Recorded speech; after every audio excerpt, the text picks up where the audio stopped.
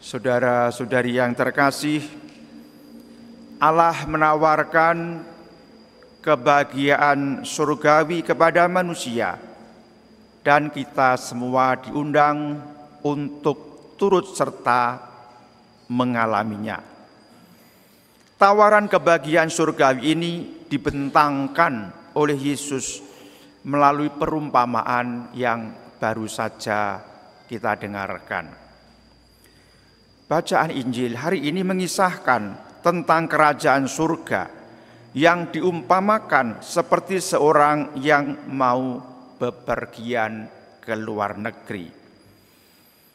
Ia memanggil hamba-hambanya dan mempercayakan hartanya kepada mereka. Ada yang diberi kepercayaan 5 talenta. Ada yang diberi kepercayaan mengelola 2 talenta. Dan ada yang diberi kepercayaan untuk mengelola 1 talenta. Saudara-saudari yang terkasih, pada Alkitab di bagian akhir di sana ada kamus Alkitab. Kita dapat menemukan kata talenta. 1 talenta itu sama dengan 6.000 dinar. Dan menurut Injil Matius, 1 dinar itu sama dengan upah pekerja 1 hari. Dengan demikian 1 talenta sebanyak 6.000 upah seorang pekerja. Monggo dipun hitung-hitung, 6.000 hari kerja. Seminggu itu 7 hari, sebulan sekian hari, setahun sekian hari. Kalau 6.000 dengan demikian sekian banyak tahun. Suatu jumlah yang banyak, atau agaknya yang ingin dikemukakan adalah talenta. Betapa sedemikian bernilainya suatu talenta itu. Saudara-saudari yang terkasih, hamba yang menerima 5 talenta dan menerima 2 talenta menjalankan uang itu dan mereka mendapatkan laba sebesar 100%. Namun hamba yang ketiga bersikap lain. Ia tidak melakukan usaha apa-apa, maka 1 talenta yang dipercayakan kepadanya tidak beringsut bertambah. Jumlahnya tetap 1 talenta. Dalam perjalanan waktu si tuan pulang.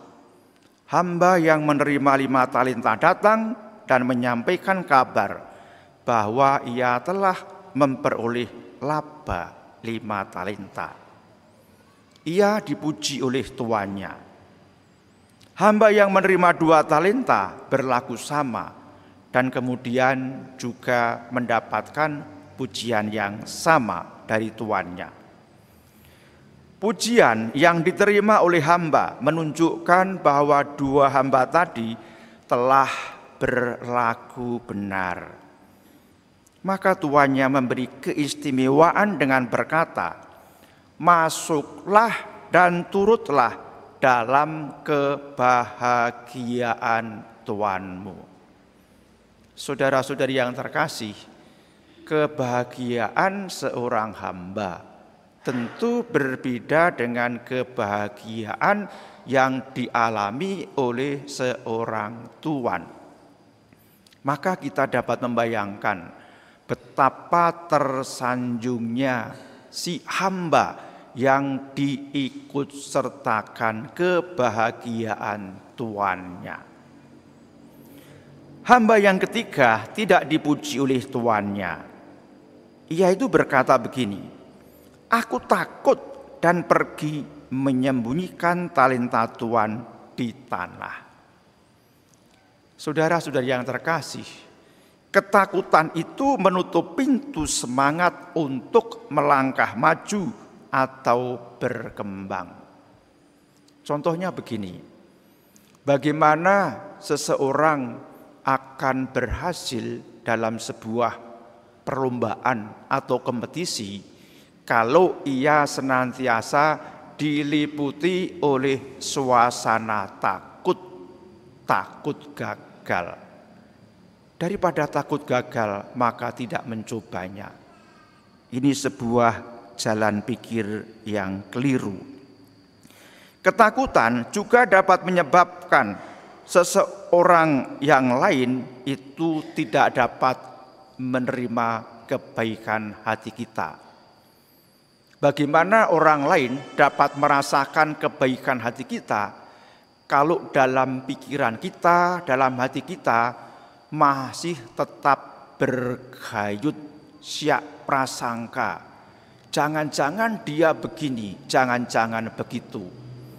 Kalau itu yang terjadi pada diri kita, maka kita pun sebenarnya juga tidak akan pernah dapat bermurah hati kepada orang lain. Saudara-saudari yang terkasih, kita belajar dari hamba yang ketiga. Kita tidak perlu merasa takut untuk mencoba atau berusaha. Kita pun dengan demikian jangan pernah menakut-nakuti seseorang untuk berusaha mengembangkan dirinya dan terutama mencintai Allah. Tuhan mengajarkan bagaimana seharusnya orang menjalani hidup di dunia ini. Pada suatu saat nanti Tuhan akan minta kepada kita pertanggungjawaban kita atas semua yang telah dipercayakan oleh Tuhan kepada kita. Tuhan telah bermurah hati memberi talenta kepada kita seturut kesanggupan kita masing-masing. Seturut kesanggupan, berhubung Tuhan sedemikian tahu kekurangan, kelemahan, hasrat, usaha yang kita miliki.